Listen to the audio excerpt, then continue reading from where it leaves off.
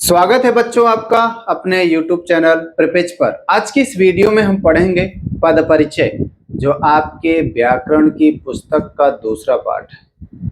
4 पाठ आपको पढ़ने हैं, जिसमें से एक आपने रचना के आधार पर वाक्य के भेद पढ़ लिया है। आज हम बात करते हैं पद परिचय की, और यदि आपने नहीं पढ़ा है तो चैनल पर जाइए और प्लेलिस्ट में देखिए, आपको रचना के आधार पर वाक्य के भेद और उपवाक्य का स्पेशल वीडियो मिल जाएगा। ठीक, आइए क्लास को बिना देरी किए हुए शुरू करते हैं। पद परिचय। परिचय आप जब से पढ़ाई कर रहे हैं तब से बताते आ रहे हैं। किसका? अपना परिचय। आज आपको यहाँ पर अपना परिचय की बजाय पद की का परिचय बताना है। ठीक, पद होता क्या है? शब्द आपने पढ़ा, ये पद क्या होते हैं? सबसे पहले पद को हम जान लेते हैं। ठीक, जो हमारा पद होता है यही शब्द ही हमारा पद कहलाता है। जब हम किसी शब्द को, हमने लिखा मोहन अच्छा लड़का है। ठीक, हमने क्या लिखा? मोहन अच्छा लड़का है। ठीक है, ये अभी मोहन अच्छा लड़का है, ये सभी पद हैं। ठीक है ना? जब हम इस मोहन अच्छा लड़का है, इसको जब हम ऐसे लिख देते हैं, मोहन अच्छा लड़का है, ये हमारा शब्द है। ठीक, जब हम इसको व्यवस्थित क्रम में वाक्य बना लेते हैं और व्याकरण की दृष्टि से सही तरीके से लिखते हैं और इस रूप में ले आते हैं, तब यहां पर यही जो शब्द है यही पद कहलाएगा। ठीक, अब पद परिचय में क्या करना है आपको पता चल गया होगा। इन्हीं शब्दों के बारे में हमें बताना है, शब्दों के बारे में बताना ही पद परिचय कहलाता है। सही जो परिभाषा होगी वो क्या हो जाएगी? किसी भी वाक्य में प्रयुक्त शब्दों को उनकी पहचान और व्याकरण की दृष्टि के आधार पर उनकी जानकारी देना ही पद परिचय कहलाता है। ठीक, कैसे? जितने शब्द हैं व्याकरण में सबका वर्गीकरण किया गया है, सबके अपने अपने महत्व हैं। पद परिचय में वही सब हम जानेंगे। ठीक, अब आपको पद परिचय की परिभाषा समझ में आ गई होगी ना? कोई डाउट हो तो तुरंत बताइए। ठीक, आगे चलें। चलिए आगे चलते हैं। अभी हमने जो आपको बताया बेटा, इसका जो आपको लिखित रूप है वो यहाँ पर आपके सामने यहाँ लिखा होगा। ठीक, पद परिचय की परिभाषा, वाक्य में प्रयुक्त प्रत्येक सार्थक शब्द को पद कहते हैं तथा उन शब्दों के व्याकरणिक परिचय को पद परिचय या पद व्याख्या या पदान्वय कहते हैं। ठीक है ना? पदान्वय, पद का अन्वय, अन्वय का मतलब उनका सही तरीके से व्यवस्थित क्रम में लिखा होना। ठीक है, व्याकरणिक परिचय से तात्पर्य यह है कि उस पद की स्थिति बताना। हाँ, ध्यान ये रखेंगे कि जब हम पद परिचय बताएंगे तो क्या बताएंगे? किसी भी शब्द के बारे में जानकारी देना ही पद परिचय है, और वो शब्द वाक्य में प्रयोग किया गया हो। तो जब शब्द हमारे सामने होगा, उस शब्द के बारे में हम बताएंगे क्या? ये संज्ञा है कि सर्वनाम है कि विशेषण है कि क्रिया है, क्रिया विशेषण है या अव्यय है। ठीक, संज्ञा है तो संज्ञा के जिस भेद के अंतर्गत आएगा वो क्या है? वचन के अनुसार एक वचन है, बहुवचन है। लिंग के अनुसार पुल्लिंग है कि स्त्रीलिंग है। कारक विभक्ति का तो नहीं प्रयोग हुआ है।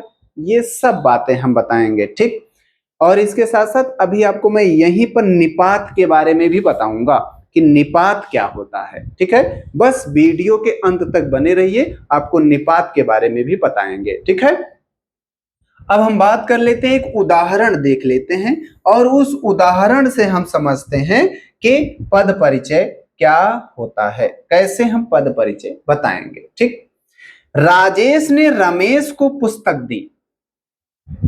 आपके एग्जाम में जो क्वेश्चन पूछा जाएगा वो कुछ ऐसे ही होगा, लेकिन जरूरी नहीं है कि यही पूछा जाएगा। यहां राजेश ने रमेश को पुस्तक दी, तो यहां कह दिया जाएगा शिवम ने महेश को पुस्तक दी, शिवम ने महेश को पेन दिया, उपहार दिया ना, ये सब ठीक है ना। या फिर रास्ते में जाते समय जिस बच्चे का एक्सीडेंट हुआ था, जिस बच्चे के साथ दुर्घटना हुई, वह मेरे साथ पढ़ने वाला सहपाठी है। ऐसे वाक्य भी मिल जाएंगे, इसकी भी आपको प्रैक्टिस में अभी कराता हूं, बस वीडियो के अंत तक बने रहिए।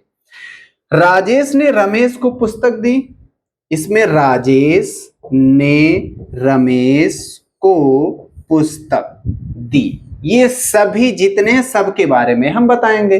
राजेश यहां संज्ञा है, संज्ञा में कौन सी संज्ञा है, नाम बताया जा रहा है, किसी व्यक्ति का नाम है, व्यक्तिवाचक संज्ञा है, और राजेश पुल्लिंग है, एक वचन है। ठीक, यहां देखिए संज्ञा व्यक्तिवाचक पुल्लिंग एक वचन ने कर्ता के साथ, ठीक है ना। इसके बाद रमेश की हम बात कर लेते हैं, सेम यही रमेश के साथ भी होगा। रमेश व्यक्तिवाचक संज्ञा में है, पुल्लिंग है, एक वचन है, कर्म कारक है। ठीक, हाँ ये भी ध्यान रखना है। यहां राजेश ने रमेश को पुस्तक दी, तो राजेश कार्य करने वाला है, कर्ता है, पुस्तक और ये जो रमेश है ये कर्म है, और ये द्विकर्मक क्रिया यहां आई है। ठीक है ना, ये सभी अभी मैं आपको संज्ञा के, सर्वनाम के, विशेषण के, क्रिया के सबके बारे में जब बताएंगे तो वहां सब बताएंगे। इसके बाद पुस्तक, पुस्तक संज्ञा है, जातिवाचक है, स्त्रीलिंग है, एक वचन है, कर्म कारक है। यही सब काम हमें हर शब्द के साथ करना है। ठीक है, अब देखिए पद 5 प्रकार के होते हैं, ठीक है ना। शब्द व्याकरण की दृष्टि से शब्दों को 5 तरीके से बांटा गया है, 5 प्रकार के होते हैं।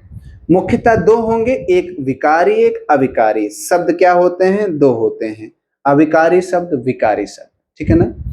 अविकारी वे होते हैं जिनका रूप नहीं बदलता है, विकारी वे होते हैं जिनका जो है वचन या लिंग के अनुसार रूप बदल जाता है। ठीक, तो आपको मैं यहां बता दूं, यहां ये बातें नहीं लिखी हुई है कि जो शब्द होते हैं जिनको आप पद कहते हैं, ये जो आपका पद है ये 2 रहेगा, एक होगा अविकारी, ठीक, और एक होगा विकारी, ठीक है ना।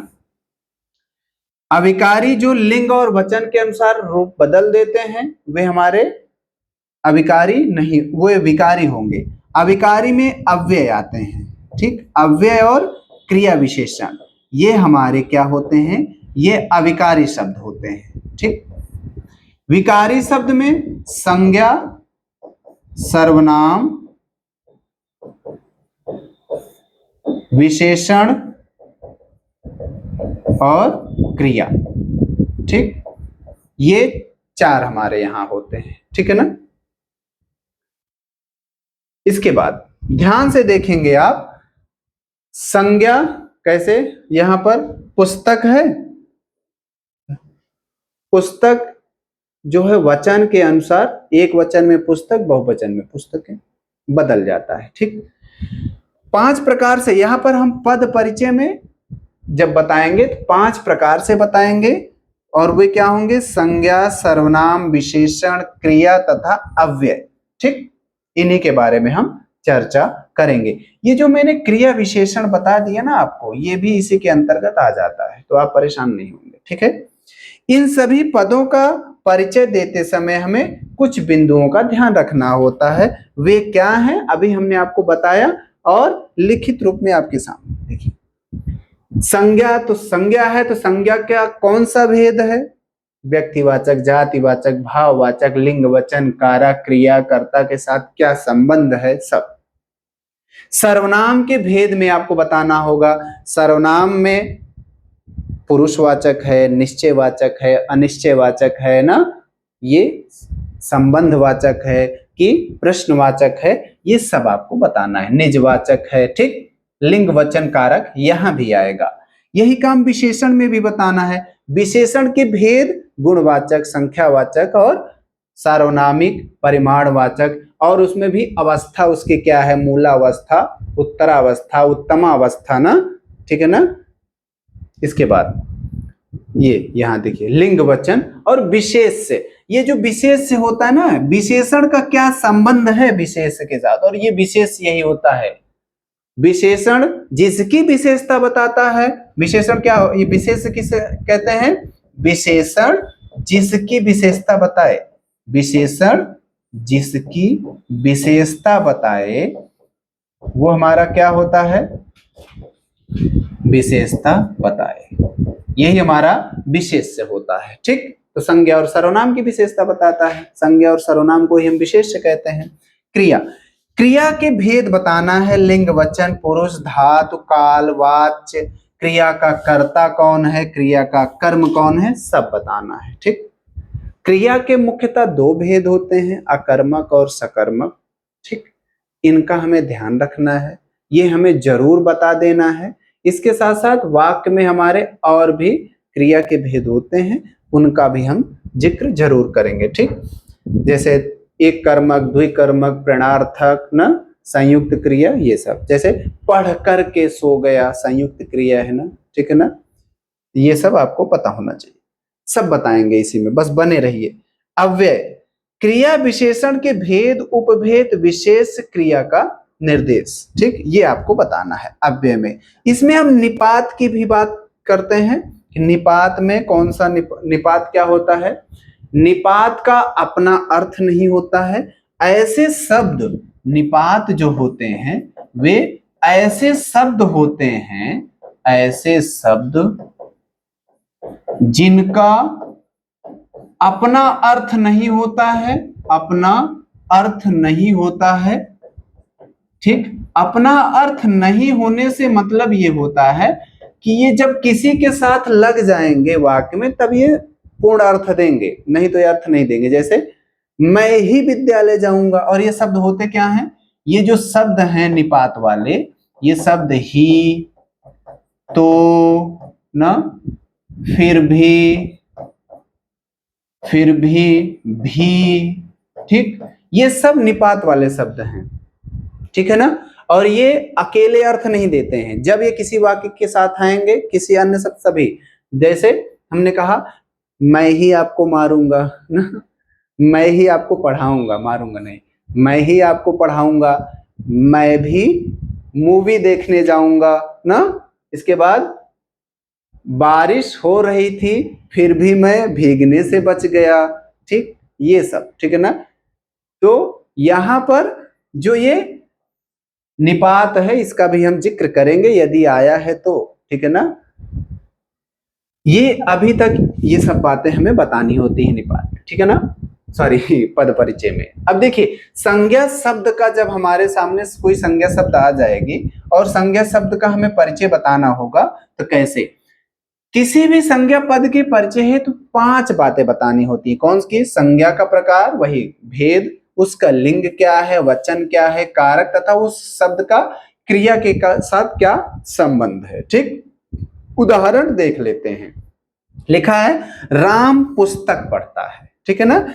तो इसमें हमें बताना है कि राम, ध्यान से सुनिए, जब आपके एग्जाम में आपसे प्रश्न पूछा जाएगा तो वहां पर आपसे ये नहीं कहा जाएगा पूरा बताइए, नहीं, आपके सामने जब एग्जाम में आपसे प्रश्न पूछा जाएगा तो ऐसे अंडरलाइन कर दिया जाएगा, इतने का आप पद परिचय बताइए। ठीक, 2 तरीके से प्रश्न पूछे जाएंगे, पहला ये, दूसरा कैसे पूछा जाएगा, दूसरा ऐसे पूछा, दूसरा पेन यूज कर लें हम, तब बताएं आपको।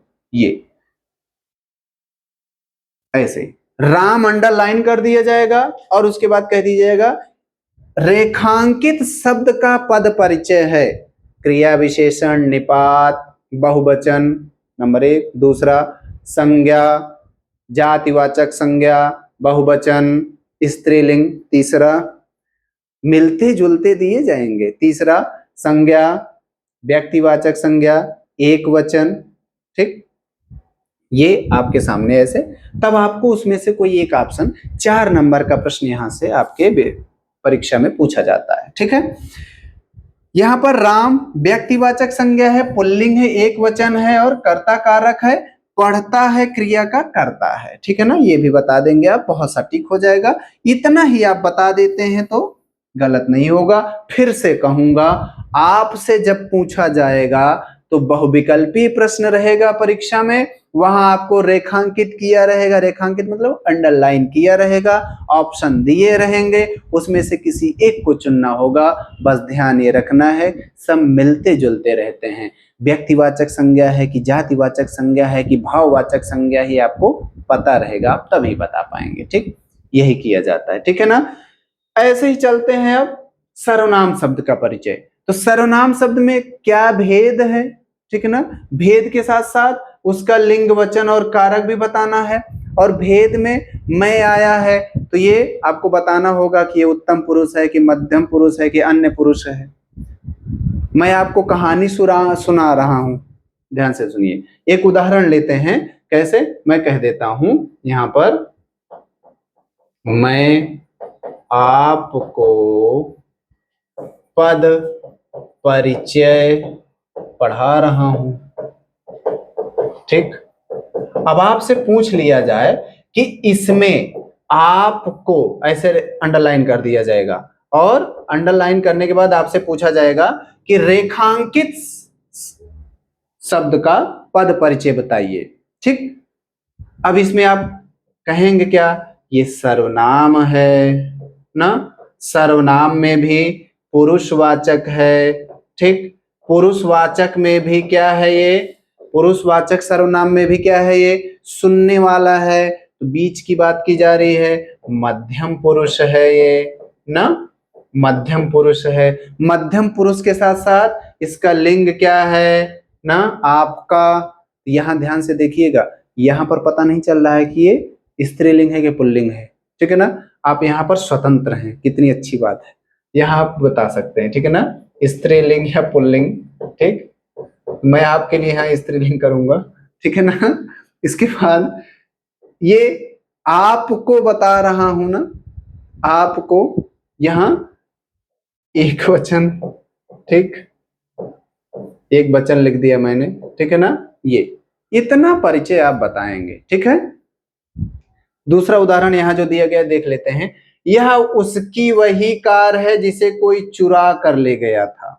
ध्यान से देखिए, अब इसमें अब ये कह दिया जाएगा कि इसमें प्रयुक्त सर्वनाम शब्द का, जहां पर प्रयुक्त सर्वनाम शब्द छांटिए पद परिचय में, ये भी पूछा जा सकता है। तो यहां पर क्या है, उसकी। ठीक है ना, इसके बाद यह, इसके बाद जिसे, कोई ना, ये सब क्या है, ये सब सर्वनाम शब्द आए हैं। ठीक, अब इसमें ध्यान दीजिएगा, जब यहां पर आपसे कह दिया जाएगा कोई, अंडरलाइन कर दिया गया, केवल कह दिया जाता है कोई, अंडरलाइन कर दिया, हम यहाँ बॉक्स बना दे रहे हैं, कह दिया जाएगा कि रेखांकित या बॉक्स बनाए गए शब्द का पद परिचय बताइए। ये कोई क्या है, ये सर्वनाम है। सर्वनाम में भी कौन सा सर्वनाम है, ध्यान से देखिएगा, ये पुरुषवाचक है। पुरुषवाचक की बात करेंगे। पुरुषवाचक क्या होता है, जिसमें केवल हम सुनते हैं, आप सुनते हैं ना, या तीसरा कोई होता है। तो यहाँ पर क्या होगा, ये अनिश्चयवाचक होगा, कोई है जिसके बारे में हमें पता नहीं है। ठीक, ये अनिश्चयवाचक होगा। इसके साथ साथ अनिश्चयवाचक में भी तीसरा व्यक्ति है, यहाँ पर क्या हो जाएगा, अन्य पुरुष है ये। अन्य पुरुष के साथ साथ पुल्लिंग का एक वचन, कर्ता कारक, चुरा कर ले गया, क्रिया का कर्ता। कितना सरल है ना, समझ में आया सर्वनाम में क्या बताना। ऐसे ही आपके सामने विशेषण को भी बताना है। विशेषण का प्रकार, उसकी अवस्था, लिंग, वचन, विशेष व उसके साथ संबंध। विशेषण का प्रकार तो आपको समझ में आ जाएगा, अवस्था की हम बात कर लेते हैं। ठीक है ना, अवस्था को मैं बता दे रहा हूं। ठीक, विशेषण के प्रकार में उसके कितने भेद हैं, गुणवाचक है, संख्यावाचक है ना, संख्यावाचक में भी निश्चित संख्यावाचक, अनिश्चित संख्यावाचक ना, ये। इसके बाद परिमाणवाचक, परिमाणवाचक में भी निश्चित परिमाणवाचक, अनिश्चित परिमाणवाचक। इसके बाद ये अवस्था की जब हम बात करेंगे, जिस शब्द को लिख दिया जाए और वो विशेषता बता रहा है, तो वो क्या हो जाएगा, ये मूल अवस्था में आएगा। ठीक, जब कोई शब्द आपके सामने लिखा रहता है और उसमें तर शब्द जुड़ा है तो ये क्या हो जाएगा, उत्तर अवस्था होता है। ठीक, जब आपके सामने कोई शब्द मिलेगा उसमें तम शब्द जुड़ा हुआ है ये उत्तम अवस्था होता है। ठीक, अब इसमें ध्यान रखेंगे पहचानने का तरीका क्या होता है, ये तो ठीक था। इसके बाद जब किसी दो में तुलना की जाएगी या एक से ज्यादा या किसी के मध्य तुलना की जाएगी, उत्तर अवस्था। ठीक, जब किसी एक को ही सबसे अच्छा बता दिया जाएगा तब वो क्या हो जाएगा, उत्तम अवस्था हो जाएगा। ठीक है ना, जैसे उच्च, उच्चतर, उच्चतम। ठीक, मेरा घर गांव में सबसे उच्च है। इसके बाद आपका घर मोहन के घर से उच्चतर है। इसके बाद पूरे गांव में मोहन का घर सबसे अच्छा है तो क्या कहेंगे, उच्चतम है। ठीक, यहीं से मूलावस्था, उत्तरावस्था, उत्तमावस्था का हमें ज्ञान हो जा रहा है। ठीक, समझ में आया। जब कह दिया जाएगा वीर है, सबसे वीर है, लिखा वीर राम ने सब राक्षसों का वध कर दिया। इसमें आपको वीर क्या है, गुणवाचक है। ठीक, अभी मैं आपको केवल विशेषण ढूंढ करके बता रहा हूं इस वाक्य में। यदि आपसे कह दी जाएगा पूरा आप बताइए तब आपको एक एक करके बताना होगा। अभी विशेषण की बात हो रही तो केवल विशेषण की चर्चा कर रहे हैं। ठीक है ना, विशेषण में देखिए गुणवाचक विशेषण मूलावस्था है। देखिए मूलावस्था है ये वीर। ठीक, इसके बाद पुल्लिंग है, ये एक वचन है, राम विशेष के गुण का बोध कराता है। ये वाली बात अगर आप नहीं लिखते हैं तो गलत नहीं होगा, लेकिन जब आपके एग्जाम में पूछा जाएगा आपको ये पता होना चाहिए, वहां ये बातें लिखी होती हैं। ठीक है, विशेषण वाली बात समझ में आ गई होगी। ठीक है, आगे चल रहे हैं। अब नंबर आता है क्रिया का। तो जब क्रिया शब्द आई रहेगी, क्रिया शब्द में भी जैसे वह पढ़ करके सो गया, मालिक ने नौकर से कार पोंछने को कहा। कार पोंछने के लिए कहा जा रहा है लेकिन काम कौन करवा रहा है, मालिक ने प्रेरित किया काम करने के लिए, प्रेरणार्थक क्रिया होगी। ठीक है ना, तो क्रिया के भेद रचना के आधार पर, कर्म के आधार पर ये आपको बताना होगा। ठीक है ना, देखिए मारा क्रिया सकर्मक, पुल्लिंग एक वचन, कर्तृवाच्य भूतकाल, मारा क्रिया का कर्ता राम तथा कर्म रावण। देखिए राम ने रावण को मारा, राम ने रावण को मारा। यहाँ जो मारा है ये ध्यान से देखिए, जब किसी भी वाक्य में कर्म होता है तो वहां सकर्मक क्रिया होती है। क्या और किसको लगा करके जब हम प्रश्न करें और हमें उत्तर मिले तो वहां पर हम क्या कहते हैं, यहाँ सकर्मक क्रिया है। राम ने किसको मारा, रावण को, सकर्मक क्रिया है। यहां पर क्या कह देते हैं, हर्षित, फुटबॉल बहुत खेलते हैं ना, हर्षित फुटबॉल खेल रहे हैं ना। अब ध्यान से देखिए ये सकर्मक है कि अकर्मक है, पहले ये पता कर लें हम। जब हम देखें कार्य करने वाला कौन है, हर्षित है। हर्षित जो कार्य करता है, कर्ता के साथ प्रश्न लगा करके पूछने पर जब हमें उत्तर मिल जाए और वो उत्तर सही हो, वहां पर हम सकर्मक क्रिया कहते हैं। देखिए हर्षित क्या खेल रहे हैं, फुटबॉल खेल रहे हैं, सकर्मक क्रिया है। यहां पर हो जाता है हर्षित खेल रहे हैं, हटा दें अगर हम यहां पर कह देते हैं, केवल हम ये लिख देते हैं इतना, हर्षित खेल रहे हैं। ठीक है ना, हमने लिखा हर्षित खेल रहे हैं।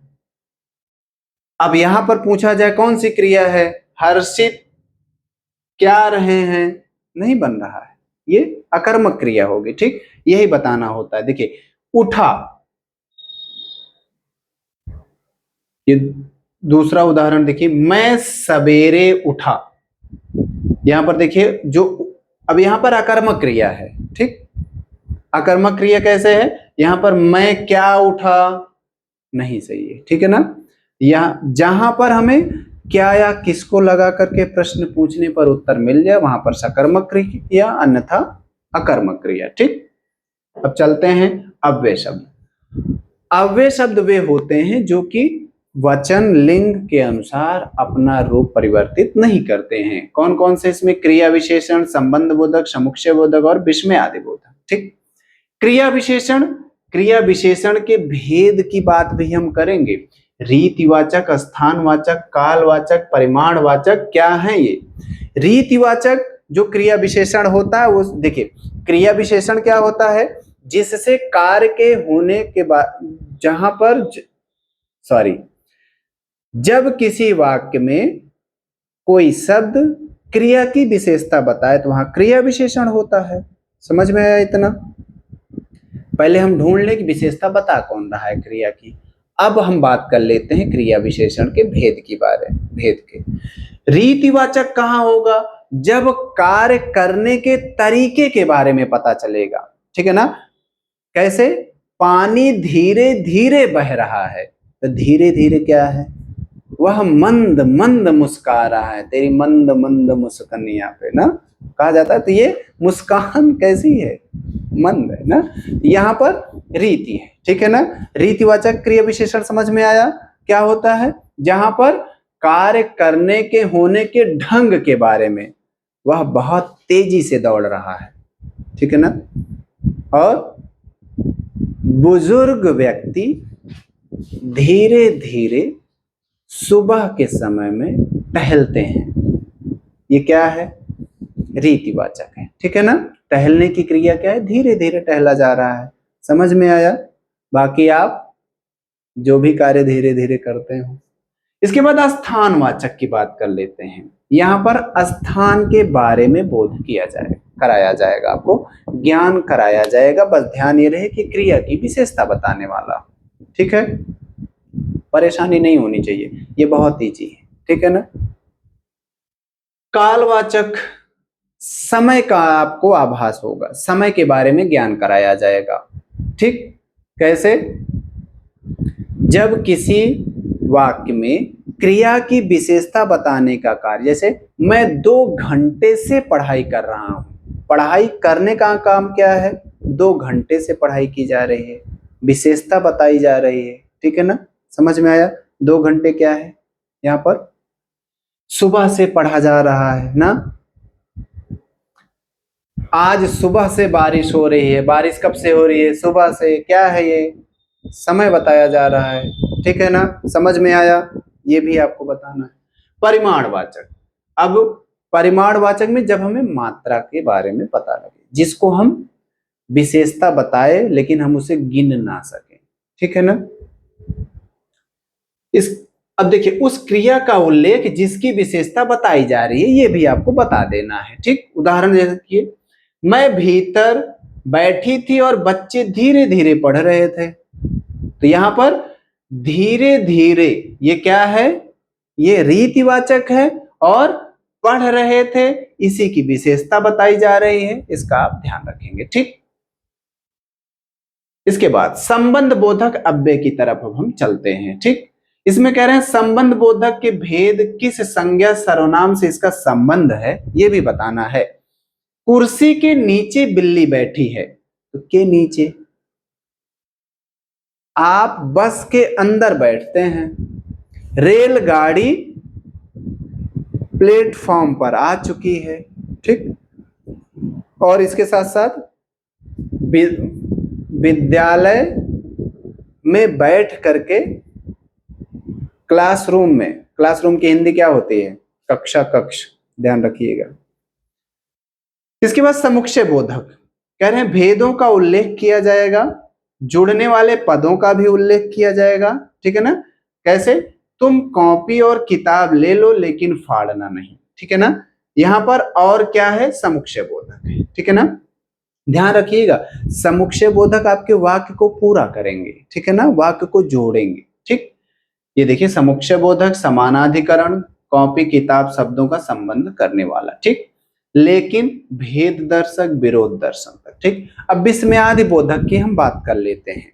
विस्मयादि बोधक जो होता है, भेदों और भावों का उल्लेख किया जाएगा। ये सबसे सरल होता है। जहां भी विस्मयादि बोधक अव्यय लगा होता है, उस वाक्य, उस शब्द के ठीक बाद ये वाला निशान जरूर लगा रहता है। इस चिन्ह को आप देखेंगे तुरंत जान जाएंगे कि विस्मयादि बोधक है, ठीक। उम्मीद करते हैं अव्यय शब्द की भी बात आपको समझ में आ गई होगी। और यहाँ पर हमने निपात आपको शुरुआत में बता ही दिया था, ठीक है ना। अब हम बात कर लेते हैं, थोड़ा सा एक उदाहरण मिला जुला लेते हैं, जिससे कि आपको सब बातें अभी जो हमने बताया वो देखते हैं समझ में आएगी नहीं। देखिए, अपने गांव की मिट्टी छूने के लिए मैं तरस गया। ऐसे ही जटिल वाक्य मिलेंगे आपको परीक्षा के में।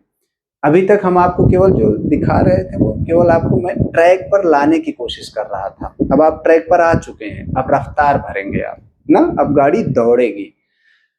देखिए यहां पर अपने विशेषण, विशेषण में भी सार्वनामिक विशेषण, ध्यान रखिएगा। ये गांव, अपने गांव, यहां पर जो प्रयोग किया गया है सार्वनामिक विशेषण क्या होता है, जो सर्वनाम शब्द विशेषण की तरह प्रयोग किए जाते हैं वे सार्वनामिक विशेषण कहलाते हैं, ठीक। एक वचन पुल्लिंग विशेष इसका क्या है, गांव है, ठीक। अब गांव की बात कर लेते हैं। इसमें गांव क्या है, संज्ञा है, जातिवाचक है, एक वचन है, पुल्लिंग है, संबंध कारक की। अब मिट्टी की बात कर लेते हैं। मिट्टी क्या है, संज्ञा है और द्रव्यवाचक है। हमने सोचा आपको हर तरीके का उदाहरण लिख करके आपके सामने है, जिससे आपको पता भी रहे। अब देखिए द्रव्यवाचक की बात नहीं आई थी ना। ऐसे इसमें मैं क्या है, सर्वनाम है, उत्तम पुरुष है, एक वचन है, पुल्लिंग है, तरस गया क्रिया का कर्ता है। अब तरस गया की बात कर लेते हैं। क्रिया है, अकर्मक क्रिया है, संयुक्त, अकर्मक क्रिया में संयुक्त क्रिया है, ठीक है ना। तरस गया, ठीक है ना, तरसना एक है और गया दोनों मिल करके एक अर्थ दे रहे हैं। संयुक्त क्रिया क्या होती है, जहां पर दो क्रिया शब्द मिलते हैं तब एक अर्थ निकलता है। पढ़ करके सो जाना, पानी पी करके भोजन करना ना, ये क्या है, पढ़ाई करके सो जाना, ये सब ध्यान रखेंगे अब ना। और भी कई उदाहरण है ना? इसके बाद निर्धन लोगों की ईमानदारी देखो। ऐसे प्रश्न आपको मिलेंगे आपके परीक्षा हाल में ना। यहाँ देखिए निर्धन क्या है, विशेषता बताने का काम कर रहा है, किसकी, लोगों की। ये क्या है, गुण है, निर्धनता गुण है ना। ये निर्धन गुण है, बहुवचन है, लोगों की बात आई है, पुल्लिंग है, विशेष क्या है इसमें, लोगों है। लोगों की ये संज्ञा है, संज्ञा में जातिवाचक है, बहुवचन है, पुल्लिंग है ये, और संबंध कारक है, ठीक। आपको पुल्लिंग और स्त्रीलिंग कैसे पता चलेगा, लोग जाते हैं, लोग जाती नहीं है, इस पुल्लिंग हुआ, ठीक। ऐसे ही, ठीक है ना। ईमानदारी ये संज्ञा है और भाववाचक संज्ञा है, ऐसे आपको बताना रहेगा। कर्म कारक, देखो क्रिया का कर्म है ये। अब देखो क्या है, क्रिया है, सकर्मक क्रिया है, बहुवचन है, धातु इसमें देख है, वर्तमान काल है, क्रिया का कर्म है, ईमानदारी, ठीक है ना। अब यहाँ पर एक शब्द आया धातु, इसकी भी बात कर लेते हैं। धातु जो होता है, जिस क्रिया से, जिस शब्द से क्रिया शब्द बनता है, क्रिया का मूल रूप ही धातु कहलाता है, ठीक। जैसे हमने कहा लिखना, तो ये लिखना किससे बना है, लिख से, यहाँ लिख धातु है, ठीक। जाना, जा धातु है, ठीक है ना। ऐसे ही, ठीक। जो धातु होती है उसमें अधिकतर आपको ना शब्द लिखा हुआ मिल जाता है अलग करने पर। यह पुस्तक मेरे मित्र की है, यहाँ पर यह क्या है, ये विशेषण है, सार्वनामिक विशेषण है। यहाँ आप ध्यान रखेंगे, ये नहीं कहेंगे कि ये सर्वनाम है, ठीक है ना, ये विशेषण है। यह पुस्तक, यहाँ पर पुस्तक जो है पुस्तक की विशेषता बताने के लिए प्रयोग किया गया है। एक वचन है, स्त्रीलिंग है, विशेष से पुस्तक है, ठीक। पुस्तक क्या है, इसमें संज्ञा है, जातिवाचक संज्ञा है, और उसमें भी एक वचन है, स्त्रीलिंग है, कर्म कारक है, और है क्रिया का कर्म, ठीक। मेरे, मेरे इसमें सर्वनाम है और पुरुषवाचक है, और मेरे की बात की गई है, यहाँ पर ये ध्यान रखिएगा, उत्तम पुरुष। पुल्लिंग एक वचन संबंध कारक। मित्र संज्ञा है, जातिवाचक है, एक वचन है, पुल्लिंग है ये और संबंध कारक है। ठीक, उम्मीद करते हैं आपको ये जो तीनों उदाहरण आपकी परीक्षा की दृष्टि से मैंने लेकर के यहाँ पर आपको समझाया है, समझ में आ गया होगा। पद परिचय क्या होता है, पद परिचय में हमें क्या बताना होता है, ये सब बातें आप समझ गए होंगे। और यदि नहीं समझे हैं, एक बार वीडियो को फिर से देखिएगा। जहां कहीं भी आपको समस्या हो रही होगी कमेंट करके बताइएगा। मैं फिर से स्पेशली उसी टॉपिक पर जो पद परिचय से जुड़ा है उस आपकी संदेह का, आपकी समस्या का निराकरण करने के लिए एक नया वीडियो लेकर के आपके सामने उपस्थित होऊंगा, जरूर होऊंगा, क्योंकि आपको बोर्ड एग्जाम देना है और 4 नंबर का जो प्रश्न आपके बोर्ड एग्जाम में यहाँ से पूछा जाता है उसमें आपको 4 में 4 नंबर पाने हैं, जिससे कि आपको अच्छे नंबर मिल सके। ठीक, फिर से एक बार आपसे यही कहूंगा कि इसको आप फिर से देखिएगा, लोग और भी अपने साथियों को शेयर करिएगा, जिससे उनको भी ये पढ़ने का अवसर मिले, वो भी ये जाने। इसके साथ साथ आज एक बात और कहेंगे, और लोगों को भी चैनल से जोड़िए, जिससे उन लोगों को भी ये वीडियो मिले और वे भी पढ़ाई कर सकें। ठीक, आप इसको पढ़ते रहिए, दोहराते रहिए, वीडियो के अंत तक बने रहे। इसके लिए आपका बहुत बहुत धन्यवाद।